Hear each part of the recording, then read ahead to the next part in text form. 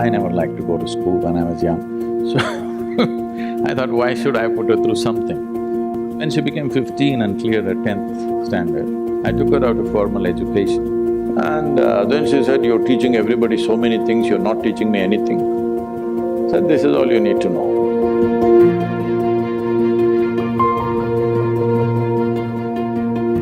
I had enough on my hands, so I never intended or thought we should have a child of our own. But my wife said at least one. I said, okay, one, only one.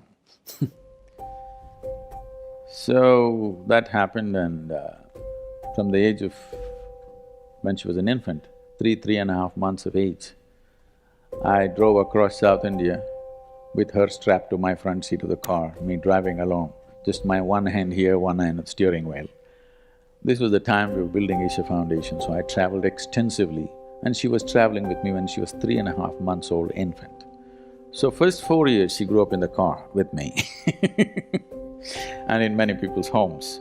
So she met thousands of people and she learned how to become a part of any home, anywhere, whether it's the most affluent home in the world or, a tribal home where just about anywhere I stayed, I made sure that she was exposed to everything. I didn't want her to develop prejudices or privileges of, choices of where to be and where not to be. And by the time she was 3 years of age, she at least knew 1,000 people by name, whom she considered her friends, definitely not her age, all grown-up people. So the tremendous exposure to people, and I thought I won't send her to school because I never liked to go to school when I was young. So I thought, why should I put her through something? Then the only thing I could not provide her is children of her own age. So I put her to a school which is not so competitive, not so pushy.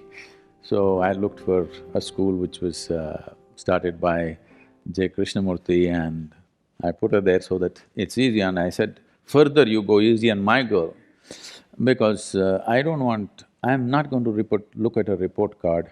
I'm not going to ask which rank you are. I'm not going to ask what are you going to become. So don't have to bother about her marks, her academics. If she plays, if she eats well, I'm happy, she's growing up, she must eat well. If she plays well, if she laughs, if she sings, if she dances, I'm fine. I'm not concerned about this because when I was in school, every test, I was very consistent. I always got 6 zeros because I never wrote a word on any page. If they insisted, I wrote my name, otherwise I wouldn't write. When the final exam came, I only worked for 35 and I always got 35, 36, I just calculated. I've never sat in an examination hall beyond 30 minutes. First bell, I'm always out. And I just calculated for what it takes to move on with my friends to the next class, and that's all I did.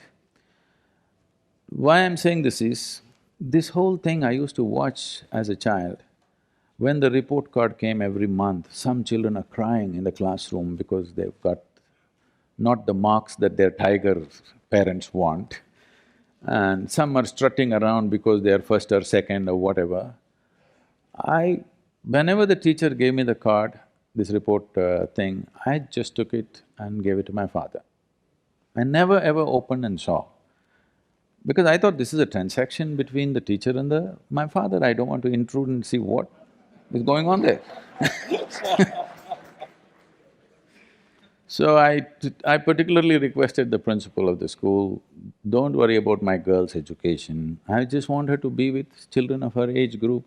She eats well, just make sure she eats well, that's my only concern. She eats well, she's playing, she's laughing, she's jumping and dancing, I'm fine with this.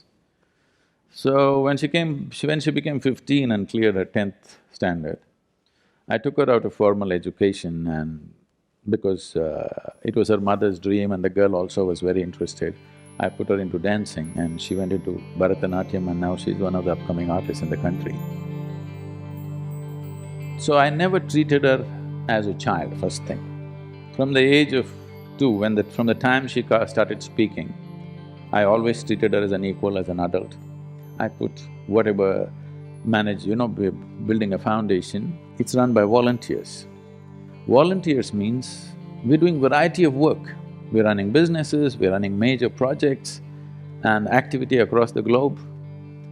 None of them, except a few who teach, none of them are trained for their job, okay?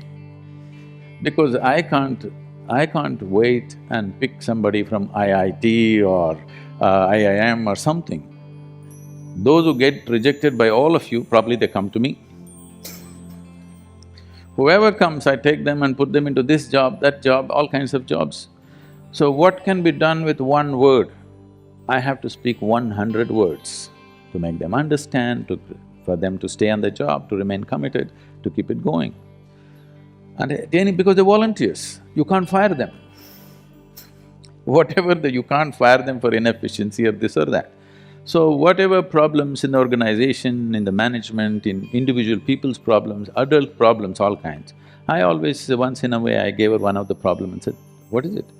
She used to come out with incredible, her own childlike solutions, sometimes perfect solutions, sometimes something wacky. Around 12, 13 years of age, she came home one day and she was disturbed about something that she saw, something that happened at school. And then she said, "You're teaching everybody so many things, you're not teaching me anything." I said, "See, I am not known to teach anything unsolicited. Here you have come, now sit down." Said, "This is all you need to know, you never look up to anybody." Eyebrows rising, that, "What about you?" I said, "Especially me, because the value of who I am is only if you see me the way I am. If you look up to me, you will nail me to the wall and maybe smoke me, light an incense or put a mala around me and forget about me. This is not going to change your life in any way. You must just see me the way I am. You must see me just for what I am, then I'm of immense value to you. But if you look up to me, you will miss it. So never look up to anybody, never look down on anybody. If you do this one thing, you will see everything just the way it is. Only if you see things the way they are, you can navigate effortlessly, isn't it so? This is so with life also. Only if you see everything just the way it is, you can navigate through life effortlessly. This is all the ability you need to give to your child. So I always treat it as an adult, never trying to place myself above her. This is the fundamental management I did, that she need not look up to anybody, nor look down to anybody. Just look at level, at everything the way it is. Just learning to see life just the way it is. Looking up is a lie, looking down is a lie. Looking up is coming from a certain prejudice, looking down is coming from a certain prejudice. Being able to treat every life, everything, whatever it is, this is our culture, I want you to understand. It doesn't matter if a paper, just a sheet of paper, when we were growing up, one paper, you cannot step on it. Yes or no? Many of you have grown up like this in your homes. Just a printed paper, it's nothing, maybe the news is rubbish, but you're not supposed to step on it because you educate yourself through that. If you want to step on the earth, you bow down to it. You don't look up to something or look down to something. What you do to your God, you do to everything. This, not talking about in any cultural or religious way, simply I brought it forth in her life and I think it's worked out wonderfully well for her.